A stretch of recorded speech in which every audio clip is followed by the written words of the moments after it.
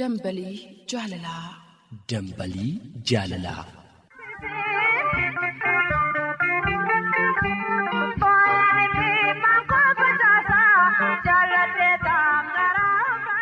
Akkam jirtu dhaggeeffattoota keenya torbaniin kan hawwii guddaadhaan eeggattan Qophii dambalii jaalalaa keessatti wantoota isin bohaarsan isin barsiisan maraayyuu guuttannee dhufnee jirra. Isin hanga xumuraatti nu waliin turaa isiniin jenna. Tolee egaa Nimoona yoo namni tokko si jaallate yeroo baay'ee waan inni waa'ee kee yaadu sitti fakkaata. Beekamaa sitti tola, si gammachiisa.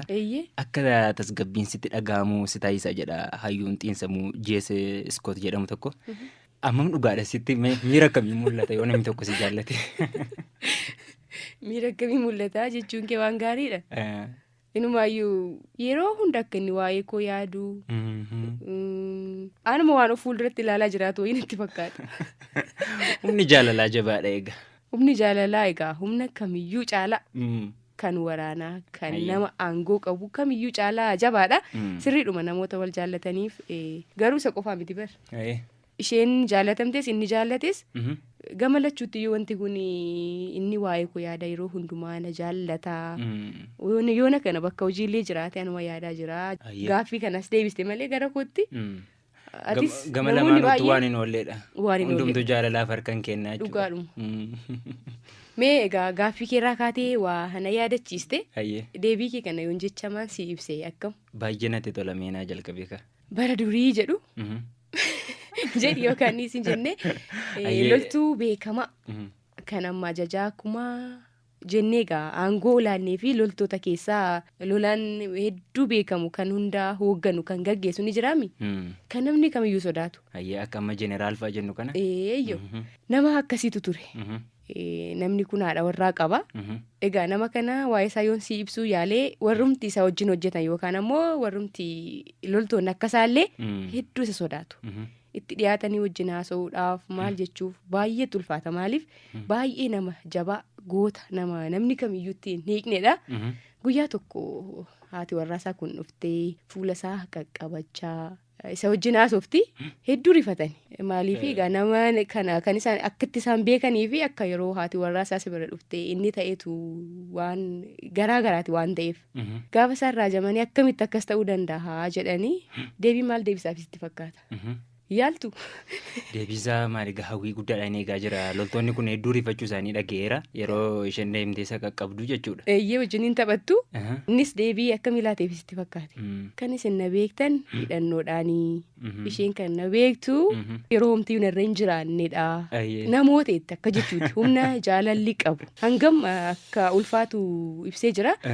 Egaa jaalalli waan ati nan yaada nan godha jetteen beeknee akkati gootuuf si dirqamsiisuu danda'a. Isin kan na beektan hidhannoodhaanii isheen kan na beektu hiikadheeti akka jechuudha. Egaa jaalalatu harka kennachiisa isheetti akkasidha. Egaa humni jaalalaa jabaadha jechuudhumaa fi deebii kee waan hin deebiseen si'a warreen qophii dambalii jaalalaa dhaggeeffachaa jirtan yaada keessan akkasumas xalayyaaf walaloo nu biraan gahachuudhaaf toora bilbilaa keenyaaf karaatti isin nu argachuu dandeessan isin beeksisna. Karaa toora bilbilaa 0221100 fi 0221100 nuuf bilbilaa akkasumas karaa ergaa gabaabaa 8330 ergaa barreeffamaatiin yaada keessan nuuf qoodaa isiniin jenna. Dhaggeeffattoota keenya akkasumallee xalayyaa keessan walaloo yoo nu biraan gaachuu barbaadan karaa djobckbeki@gmail.com fi akkasumallee karaa lakkoofsa saanduqa poostaa keenya 2919 ofiima keessaniin afaan keessaniin immoo haasa'achuu kan barbaadan ammoo egaa magaalaa Adaamaatti argamuudhaan istuudiyoo muummicha OBN kan Adaamaatti argamuudhaan egaa ofiidhuma keessaniin seenaa jaalala keessaniis ta'u xalayyaa of harkaa qabdan dubbifachuu dandeessu. Enook dhimma jaalalaa keessatti wantoota hedduutu haasa'amee hin dhumu isaan keessaa har'aa dhiifama yookaan ammoo jaalala keessatti humni jabaan namnuu akka walitti hidhamee walitti dhufee jiraatu taasisuu keessaa inni tokko waliif dhiisuudha. Mee kanatti aansuudhaan ammoo dhaggeeffattoota keenya seenaa barsiisu tokko dhimmuma kanarraa kan hin fagaanne tokko yoo biraan geenye maal sitti fakkaata? Egaa baay'ee natti tola. Seenaan kunis seenaa baay'ee barsiisuu danda'udha. Seenaa maatii abbaa manaa fi haadha manaa waliif ta'uun jiraatan gidduutti raawwatedha. Teelerii fi Oliiver seenaa akkamii qabu kan jedhu dhaggeeffattoota keenya biraan geenya. Seenichi itti fufaa nu dhaggeeffadhaan waliin turaa siniin jenna.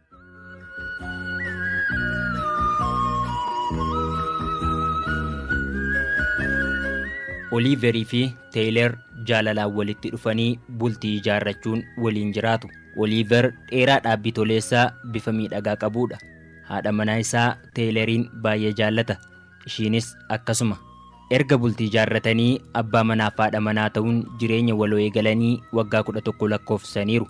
Haa ta'u malee dhala godhachuuf osoo baay'ee hawwanii silaa kan fedha waaqaatu ta'a. Yeroo hedduu barbaadanii garuu hin milkoofne. Lamaanuu osoo dhala argatanii ilmaan horachuudhaan waliin jireenya ho'aa jiraatanii yeroo hundumaa hawwii isaaniiti. Waggaa 11 hawwii dhala barbaaduutiin gidiraa arguutti osoo jiranii bultii ijaarratanii waggaa 12ffaa isaaniitti kan hawwaa turtee garaatti baattee deessees kaasuutti baachuun hungatanii hawwiin jireenya isaanii guutamee fi jireenyi itti fufe. Mucaan isaanis guddatee waggaa 2 ga'e. Guyyaa tokko ganama abbaan manaa irribarraa yemmuu dammaqu sa'aatiin hojiitti barfateera. Innis ariitiin sireerraa ka'ee uffata isaa uffatee gara hojiitti qajeeluuf yemmuu balbala saaqatee ba'uuf jedhu teessuma gubbaatti qaruuraa qorichaa afaan isaa banamee jiru arge. Haa ta'u malee karaa irraa kaasee qaruuraa sana qadaaduuf hojiif waan ariifachaa jiruuf haadha manaa isaa waame. Isheenis mana keessaa hojii baay'ee qabattee waan jirtuuf tole jettee gara hojii isheetti deebite. Innis ba'ee gara hojii isaatti qajeele. Qaruuraa xinnaa sana keessa kan jiru qoricha hangi ulfaatinni isaa guddaa ta'e namoota ga'oodhaaf laatamuu daa'immaniif garuu baay'ee balaa ta'edha. Haati mana keessaa hojiin itti baay'atee ko'omteetti. Mucaan qaruuraa teessumarra jiru argee taphachaa gara qaruurichaatti adeeme. Qalamni qaruuraa sanaa fi bocni isaa miidhagaa waan ta'eef baay'ee itti toluun oolle. Qaruuricha ol kaasee qoricha keessa jiru hunda dhuge. Battaluma of wallaalee lafatti kufe. Haati isaas naasuu guddaadhaan raafamaa boo'aa mucaa ishee fudhattee gara hospitaalaatti qajeelte. Mucaan hin du'e. Haati waan qabdee gadhiistuu wallaaltee jirti.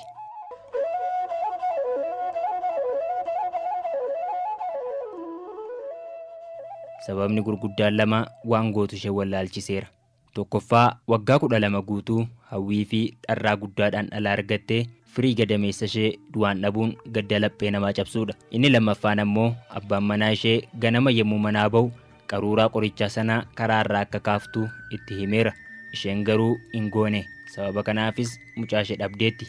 Kun ammoo abbaa manaa ishee waliin akka wal dhabaniif dabalataan karaa ta'a. Maal jettees abbaa manaa isheetti akka himtu bitaa itti galeera. Abbaan manaa ishee du'a dhala isaa dhaga'ee gaddaan imimmaansaa harcaasaa gara hospitaalaa adeeme. Hospitaalas ga'ee reeffa mucaasaa ija isaatiin argee garaasaas murate. Achuma ofirra gadi taa'e. Iji isaa akka barbadaa ibiddaa diimate. Fuulli isaas dukkana uffate. Baay'ee gadde. Mucaa waggaa 12 guutuu hawwii argate ganama tokkotti dhabeera. Fuula isaa irraa kan mul'atu abdii kutachuu fi aarii fakkaata. Ija imimmaanni keessaa burquun gara haadha manaa isaa ilaalee hafuura dheeraa baafachuun itti aansee jecha 3 qofaa afaan isaa keessaa baafate. Egaa jechoonni kun 3 maal ta'a jettanii yaaddu? Baay'een si jaalladha jedhe. Jechoonni kun yeroo fi bakka kanatti maaliif barbaachisu jettanii ni yaadduu laata? Mucaan du'eera. Kana booda deebi'ee jiraachuu hin danda'u. Kanaaf haadha isaarraa sababa barbaaduun daran rakkoof haala mijeessuuf yoo ta'e malee furmaata hin ta'u jedhe Oliiver. Kana malees utuu inni ganama qaruuraa sana karaa irraa kaasuuf yeroo fudhateera ta'ee kun hin ta'u ture. Balleessaan gama lamaanuu jira. Si'ee kan balleessee lakkisitu balleesseef quba walitti qabuun garuu furmaata ta'uu hin danda'u.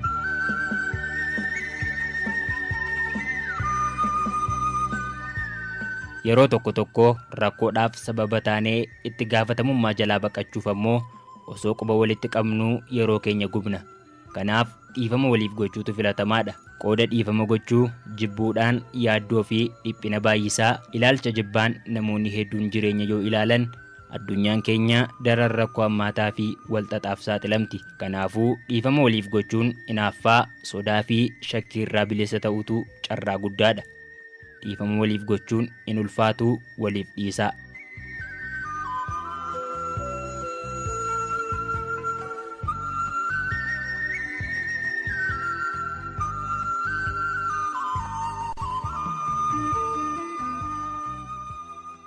Baay'ee yaadaan fagaadheen edaa jaalalli dhiifama hanga kana ga'u ni qabaayii jechaan ture. Seenaan maatii kanaa hedduu nama barsiisa.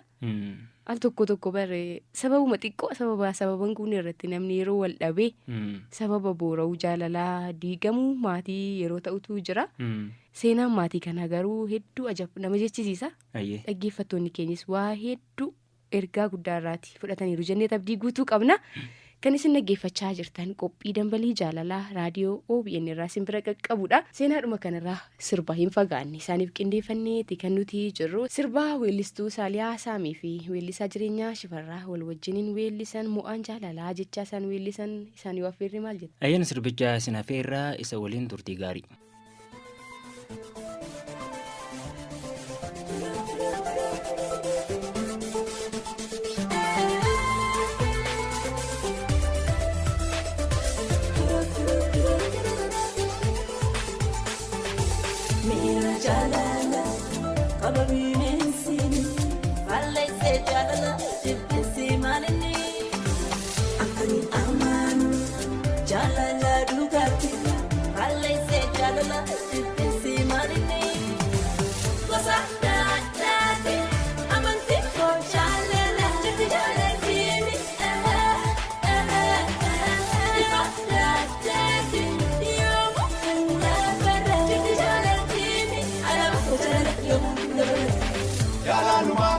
Marumanko, marumanko,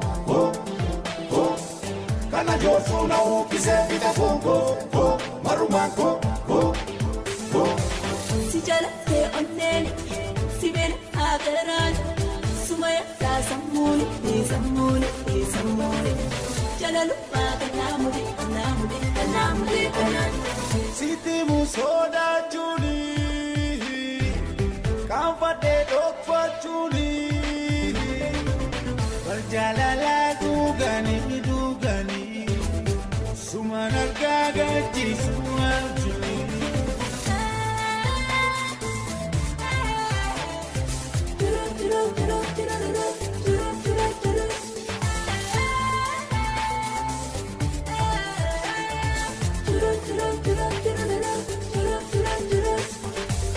Oh jalala ma volji bena molola jalan jalan dengan imbe kujibe jalala weli sai ikae dibe jalala weli sai ikae dibe oh jalala ma volji bena molola jalan dengan imbe kujibe jalala weli sai ikae dibe jalala weli sai ikae dibe mira jalala kababinensini valle se jalala jinsi manini amkanin amanu jalala dugati valle se jalala jinsi manini kosa dati amanti jalala jinsi jalala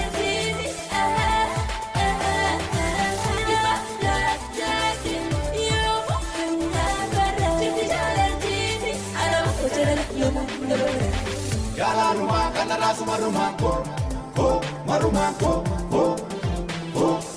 kana josu na ukise pita fongo, marumanko, Aku suma yadun, suma kofa jajun, sababni ko jalala bersipinu lalala, jalaluma kanamudi kanan. siti musoda juli, kamfate dokwa juli, berjalala dugani, sumana gagaji suwajuni.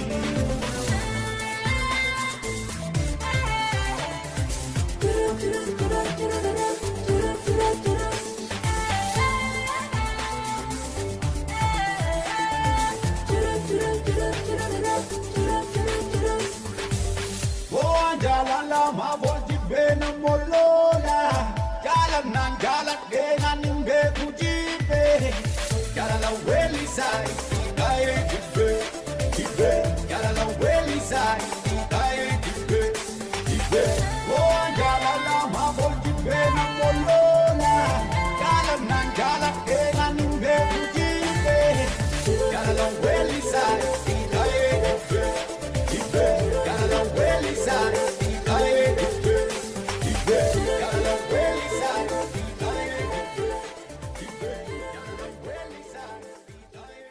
Sirbaan bohaarree deebinee dhufneeti kan nuti jirru OBN irraa qophiin dambalii jaalalaa ammallee itti fufeeti kan inni jiru kanatti aansuudhaan ammoo dhaggeeffattoota keenya biraan maal geenya. Kanatti aansuudhaan kan isin biraan geenyu walaloodha. Walaloo isin karaa lakkoofsa saanduqa poostaa keenyaatiin akkasumallee karaa iimeeliitiin nuuf ergitan egaa har'aaf dabaree argatee deebisnee yeroo itti isin biraan geenyudha. Walaloon kunooti nuuf affeeramaa yaada keessan nuuf qooda nu waliin turaa isiniin jenna.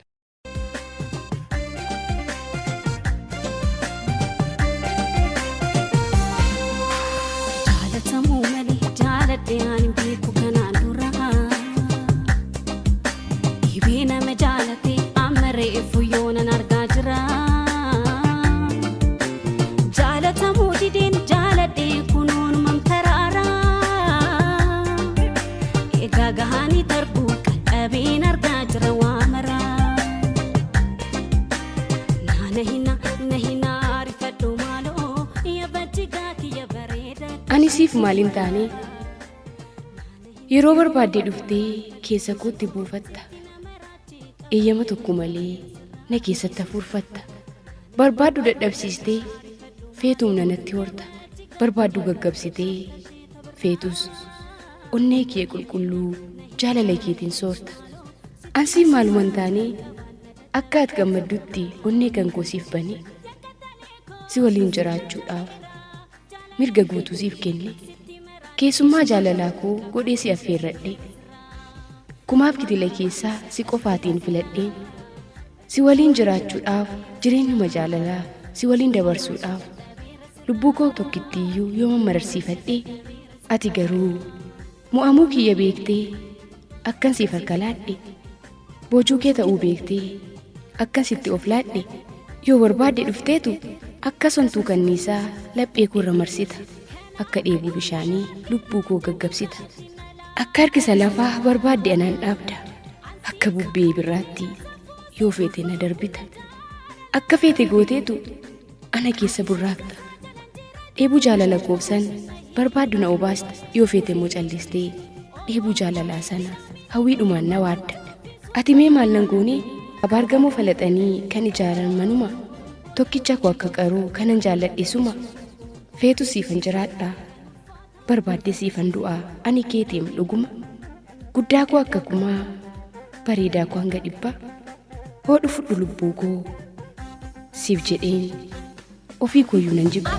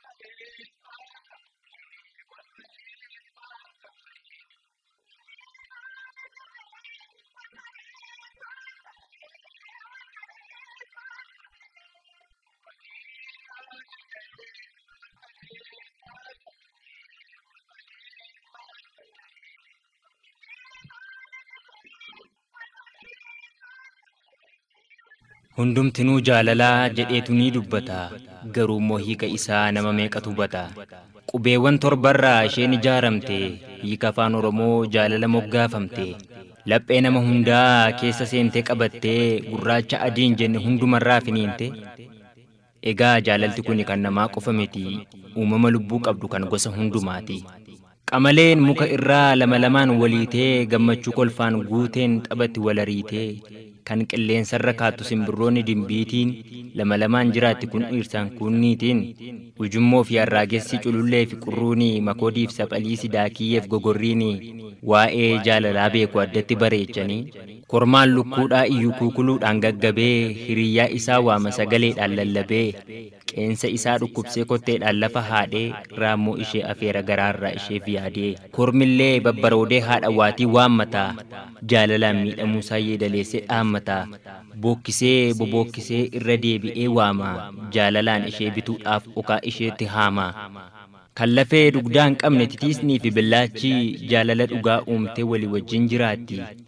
Bineensonni bosonaa kanneen akka gafarsaa, yeeyyiidhaaf jaldeessii dhadheedhaaf waldiigessaa, roobii fi harree didaan qocaa fi waraabessi, kaangaaroo fi bosonuun niyaalaa fi gadamsi, bosonuu fi qurupheen canoodhaa fi weenniini, hawaanisaa fi geeriin kanniisaa fi daammuuni, jaalalanii qooddatu tokkummaan gurmaa'anii.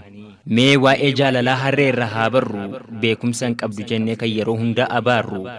Harree wal dhiitti malee ilkaan walirraan fixxu, firooma hidhaa jaalalaa aariif walirraan cittu. Kun kan inni ibsu waa'ee majaalalaati. Yoo rakkoon itti dhufte isaantu kan waliiti. Kanuma qofa seetu ree mee isin seenaa harree innaa walitti dhuftu wal fuunfattu malee kan wal cinan tarree. Kan biraanis ni jira bineensotuma keessaa waa'ee arbaan xiqqooshee isinitti odeessa.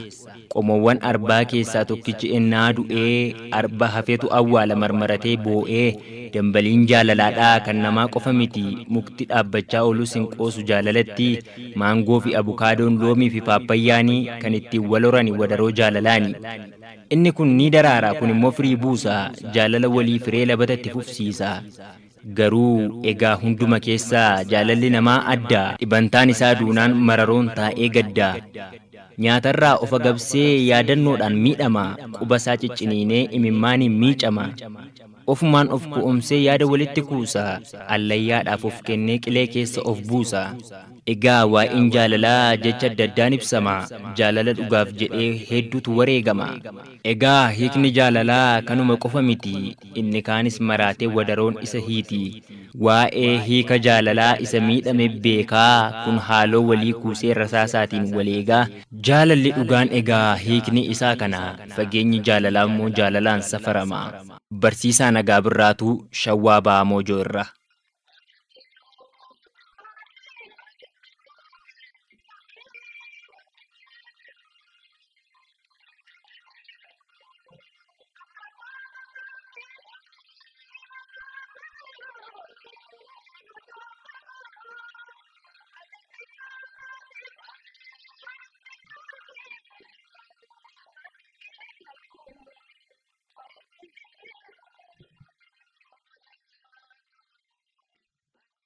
Walaloo dhaggeeffannee deebinee dhufnee jirra ammallee qophiin dambalii jaalalaa itti fufee jira. Kanatti aansuudhaan ammoo xalleeyyaalee isin biraan nu qaqqaban har'aaf dabaree argatan tartiiba galfannee jirra. Xalleeyyaa isin affeerraa nu waliin turaa isiniin jenna.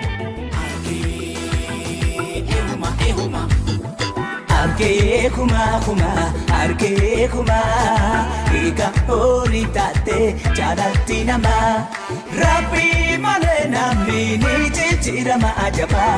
Argee kuma ajabaa eega horii taatee jaalatti namaa rabbii malee namni ni jijjiirama ajabaa. Argee kuma Namuu gaafa jaalalaan walitti dhiyaatu warqee gatii jabeessa caalaa wal mararsiifata. Anatu sii jiraa situs naaf jiraa sirratti otoo wanti fedhe dhufeeyyuu homaan barbaadu waliin jedha. Olee bulee garuu jaalalatu jijjiirama moo namatu jijjiiramaa laata?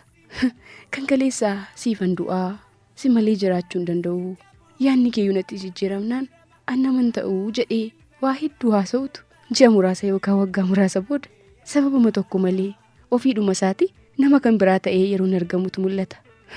Nageenyi koo kabajaa warri raadiyoo OBN dhaggeeffattaniif isiniif haa baay'atu. Qopheessitoota sin daganne akkam jirtu warri yaada namni tokko dhuunfaatti itti dhiphate qalama isaa waraqaa irratti bulgaafachiisee yaada isaa namaaf qooduu biraan ergaa keenya nuuf geessan qopheessitoonni qophii dambalii jaalalaa jechuu kooti.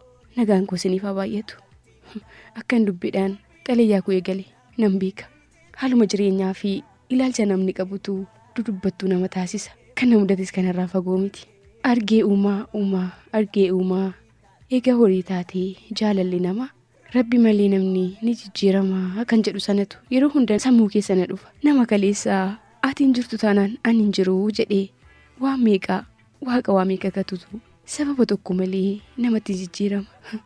Sanuu namni nama jaallatu tokko yoo hiriyaansaa yookaan hiriyaan ishee badii balleessite ni gorfata, ni obsaaf, irra darbaaf akkasitti wajjin jiraata. Namni guutuun addunyaa kanarra waan hin jirreef namuu bakka rakkoo waliif dhaabbate hin jirree jiraachisee kan jaallate sirreessee waa hedduu waliif ta'eetu namni hunduu kan wajjin jiraatu malee addunyaa kanarratti nama akka fedhii ofii dhibbatti argatanii waliin gammadanii hin jiraatan. Garuu ammoo wal danda'anii ofiidhuma isaanii madda gammachuu waliif ta'aniitu namuu kan wajjin jiraatu.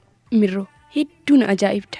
Yeroo hundumaa hiriyoota kootti kaasee akka waa'ee kee dubbadhu na taasista. Kaleessaatii anaaf jettee waan hin taane hin qabdu. Hanga maatii keedhaan mana ari'atamuu, jibbamuu jechoonni garaagaraa hiriyoota keerraas ta'e hiriyoota koorraa sitti darbatamutti waa hunda obsitee ansichee koo malee hin jiraadhu. Isheen hin jirtu taanaan addunyaa kanarra hin jiruu jetta. Waggaa tokkoof baatii ja'a booda garuu ishee arginaan hin jiraadhu waan jechuuf kaate fakkaatta. Maaltu argame? Maalan sitti balleesse? Maaltu jijjiiramnaan atis jijjiiramtee laata?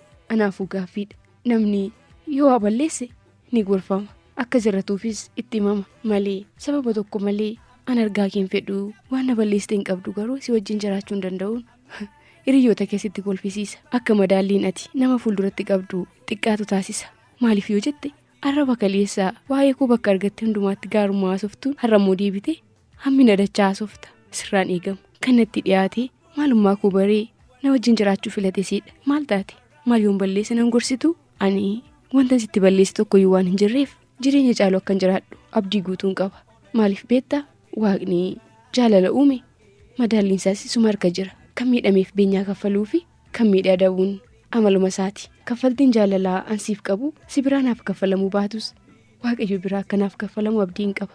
Yeroo hunda wanti na gaddisiisu garuu isatii arraba kaleessa na jejjeen har'aa na hadheessitutu na gaddisiisa. Yoon balleesses badiin koo bor argama. Yoon qulqullummaaf gaarummaadhaan si wajjin jiraadhes boratiyyuu ragaa ba'uu dandeessa.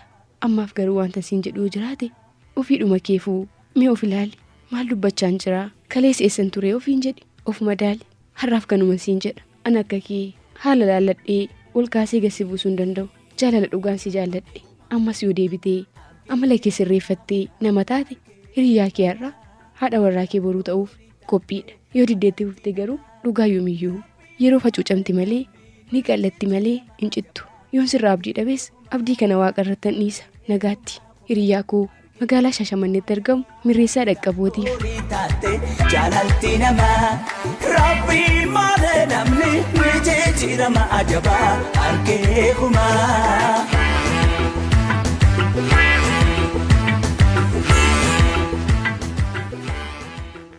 Onne koo fuutee deemte marmaraatu na goote qalbii koo fuutee deemte naan deebisiin fuudhadhu jaalala onnee keemmoo jaalala keena ladhu yaadni koo barsiidhuwa shakkee bareedu hawwaanaawwa siinaawwa hawwaanaawwa siinaawwa. Waan an irraa eegalu hin beeku. Wanti na quunname kunis hin quunnamee beekaa laata? Isa isiniifan dhiisa. Garuu duraan dursee si haa ga'u nageenyi koo kan kabajaaf jaalala. Onnee koo akka bishaanis dheebottuu fi akka raada bunaa si har'aa durraa maddee Wallagga Bahaa magaalaa Naqamteetti kan argamtu jaalallee koo Caaxuqaa Baatiif yookaan kanan feenaan jedhee waamuuf maqaa kee guutuusaa waamuuf nan sodaadhe. Sababiin isaa maatiin kee sitti dheekkamuu danda'u laata jedheen. Garuu ati maqaa kee kanan ittiin si waamuu beekta waan ta'eef rakkoo hin qabu. Feenaan koo waan hundumaa caalchiseen si jaalladha yeroon jedhu waan an qoosaaf jedhu sitti fakkaataa ilaata. Garuu feenuu koo waan an xalayaa kana sii barreesseefiyyuu ani hin beeku. Jechuun onnee kootu akka itti jaalala isaa ibsatu waan dhabeef natti fakkaata. Jaalalli kee daran natti hammaatee jecha na dhabsiiseera. Halkan abjuudhaan suma biran jira. Yoon deemus, yoon ka'us, yoon taa'us yeroo hundumaa yaadaa fi qalbiin suma biran oola. Waan nama dhibu keessaa nan qo'adha jedhee yoon dabtaraa fi kobbee baasu waan an qo'adhus yaada kee waan an barreessus akkasuma osoon barreessu lafi bari'uun arga. Yeroo hundumaa waa'ee makeetu yaadaa fi qalbii koo dura naannaa. Feenuu koo waanan jedhee si ibsuun dhaba. Jechoonni ittiin jaalala ibsatanii duun osoo jiranii waanan jedhee jaalalan keessa onnee kootiitii siif qabu ittiin ibsadhutu natti hanqata. Diimtuu siin jechuudhaaf bifa magaala waliin wal bira qabee si ibsuu ta'a. Burtukaana koo yoon siin jedhe mandariina koo jechuu kootu hafa. Dhugaadhuma koo dubbachuudhaaf waan wal bira qabee ittiin si madaaluun dhabe. Feenuu koo anaaf siin gaafuma waaqni mooraa tokko nu galche sanan waan lamaaf waan wal bira nu galche natti fakkaata. Innis inni jalqabaa anaaf ati wal jaallannee wal mararfannee akka waliin jiraannuu fi sanarra darbe san gaduwaatti akka waliin jiraannuufidha. Inni lammataa immoo onneen koo osoo si hawwuu osoo si fedhuu osoo onneen koo yaada kee dhiphattu yaadaa fi yaaddoo kee osoon waadamu akkan jiraadhuuf natti fakkaata. Kunimmaa ta'uu hin qabu. Kana gurri diinaan dhaga'i hin ta'us feenuu koo. Ergan guyyaa gaafa si argeerraa kaasee waanan kaayyeeffadhee maatii koo biraa bahiif dhiiseen yaada keen buusee baasa. Barnoota koo seeraan barachuu hin dandeenye. Yaadaan galaana jaalalaa keessa seeneen osoon keessaa bahuuf arganuu galaana jaalala keenya nyaatameen keessaa bahuuf wixxifadha. Feenuu koo baay'een si jaalladha. Waan hundumaa caalchiseen si jaalladha. Hin shakkiin siif osoon waan kamiin iyyuu ta'e iyyuu homaa natti hin fakkaatu. Siif osoon lubbuu koo laadhee iyyuu homaa natti hin fakkaatu. Maaliif akka ta'e garuu hin beeku. Safuu humna jaalalaa. Osoo jaalalli humna akkasii qabaachuusaa beekee maqaa isaa dha'u miti. Karaa isaarrayyuu hin ba'uun ture. Garuu maal godhaa? Keessa galeen ba'uu dadhabe jirana. Yaa dhaggeeffattoota qophii dambalii jaalalaa. Mee Waaqayyoon Waaqa uumaa isa hundumaa danda'u nuu kadhadhaa. Akka anaaf feenuun koo waliin dhabne. Yoon ishee dhabee onneen koo waan deebi'ee nama biraa jaallatu natti hin fakkaatu. Sababiin isaas furtuun onnee kootii ishee bira waan ta'eef. Feenuu koo wanti ani irra deddeebi'ee siin jedhu yoo jiraate ammas irra deebi'ee siin jaalladha. Isa kaleessaa caalaa siin jaalladha. Borummoo isaa irraa caalaan si jaalladha. Jaalallan siif qabu bulee bubbulee ni haaraa malee kan irratu miti. Ammaaf kanuman jedha dubbiin dheeressu. Ana jaalala keen garboomee kan jiraatu sababa barnootaan sirraa fagaadhee kanan jiru Tamasgeen Maabiraateeti. Godina Horroo Guduruu Wallaggaa aanaa Coomman Guduruurraa. Ibboonsi gaafadhaa gaaffii amma naa deebisii daaffii bareedduu mamaaddaa na gaafadhu maali barbaadda siifan gurguraa surreeku yoo barbaadde sa'i lubbuu koo ilkaan kee ammanii mudhiin kee kan soomsa iji kee taliilli dheebuu nama baasa akka duuka namaa taateetu yaadamta tulluu gubbaa baatee iftee nama waamta battaadha ilaalaa asin jira jetta kumni si hawwatee joraa kee maal goota hawaana wasiinawa hawaana wasiinawa hawaana wasiinawa hawaana wasii Ayoko, yade ayoko, ayoko, yade ayoko, ayoko, yade ayoko, ameko, ayoko. Osoo addunyaan kun waan hundumaan naaf guutee naaf mijatee beenya jaalala kee beenya dadhabbii kee waan ati feete hundumaa siif guuteen si gammachiisa. Akka feetettan si jiraachisa. Siif jedheen waa'ee jireenya koo dhiisee siin gammachiisuuf jiraadha ture. Garuu addunyaa kana irratti aangoon akkasiin jiru. Kaleessas natti dadhabaa turtee har'as natti dadhabaa anaan gammachiisuudhaaf dafqa kee xuruurfachaa jiraatta. Beenyaan siif kaffalamu addunyaa kana irratti hin argamne. Ammati namaaf taatu Waaqa uumaa yoo ta'e malee kan tilmaamee jechaan dubbatee bira ga'uu danda'u sin jiru. Oolmaa keessiif deebisuun haafuuti jechuma sirrii filatee oolmaa keenii madaalaa jedhee namni siif immoo hanga ammaatti hin argamne hunduu maqaa maseessee si waamu.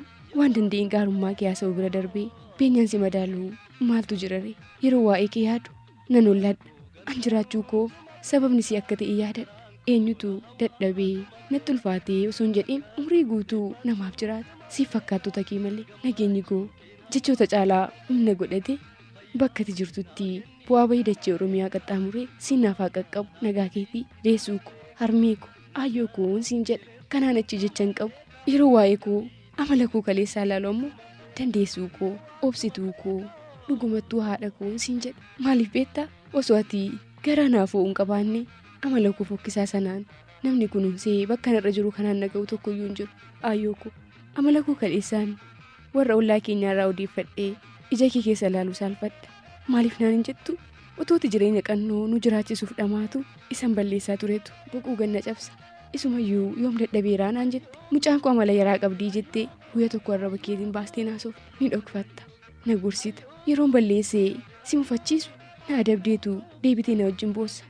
Aayyoo Waaqa gaditti na qajeelchitee akkan jireenya har'aa kana jiraadhu aarsaa natiin kaffaliin hin jiru. Garuu ammoo mucaa akkasiitii narraa deemii narraa fagaadhu amala keen dadhabee naan jetteen beektu. Har'a yoonaaf galu maal ta'een akkasitti badii balleessaa tureen ofiin jedha. Har'a Waaqaaf haa galatuutii ofitti deebi'ee akkasitti yeroon si faana haasa'u gammachuudhaan ija keetu imimmaaniin guuta. Inni guddaan naan jetta ati guddattee badii keerraa fayyitee nama guddoo naaf ta'uu keetii naan jetta. Aayyuu jaalalli akkanaa ni jiraayi wanta ati nuuf taatee fi akkaataa ati nu guddistee har'a kaasiin dubbadhaa yoon jedhe tilmaameyyuu biran ga'u.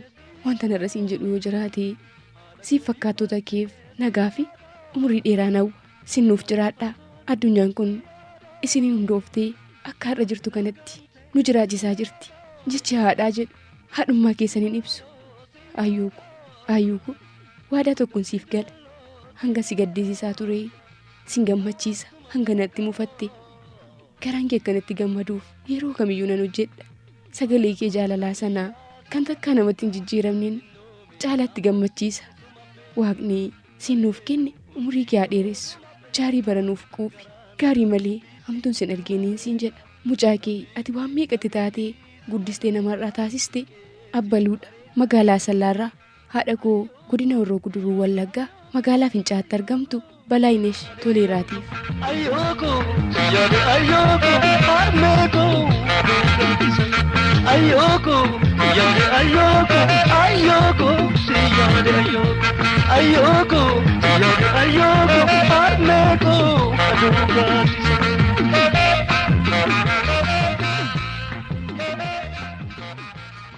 Xalayyaa isin biraan gahaa turre dhaggeeffatanii nutis deebinee dhufneerraa dhaggeeffattoota keenya. Egaan qophii dambalee jaalalaa keenya kan guyyaa har'aa kanumaan gara goolabuutti adeemna. Isin ammoo qophii keenya irratti yaada gaaffii akkasumallee qeeqa yoo qabaattan karaa ittiin nu biraan ga'uu dandeessantu jira. Karaa toora bilbilaa keenyaa 02211 fi 02211 heloo jedhaa yaada keessan nuuf qooda. Akkasumas karaa ergaa gabaabaatiin ergaa barreeffaman yaada keessan nuuf qoodu warreen barbaadaniif 8330 irratti ergaa barreeffaman yaada keessan nuuf qooda isiniin jenna. Karaa imeelii keenyaa djobsikebeki@gmail.com akkasumallee karaa lakkoofsa saanduqa poostaa keenyaa 2919 yoo nuuf ergitan xalayaanii fi walaloon keessan kallattiidhaan nu bira qaqqabaa nuti immoo deebinee isin biraan geenyaa jechuudha. Akkasumallee Adaamaa fi naannoo Waasheetti kan argamtan immoo qaamaan dhuftanii ofii keessaniin seenaa jaalalaa keessan xalayaa fi walaloo harkaa qabdanillee dubbifachuu dandeessu isiniin jenna. Akkasumas muudannoon qaba kan dhaggeeffattoota bohaarsaa barsiisuu ergaa koon dabarfadhaa warreen jettan barreessitaniis dhuftaniis yaada keessan nuuf qooduu hin dagatinaa isiniin jenna. Kanarraa kanumaan goolabuuf jenna. Qopheessitoonni qophii dambalii jaalalaa Nimoonaa Naggasaa fi Henook Baqqalaati. Qophicha kan gulaalte Kebeekii Mul'ataati. Torban qophii dambalii jaalalaa kan biraa qabannee hanga dhufnutti torbee nagaa fi jaalalaa isiniif haa ta'u nagaatti.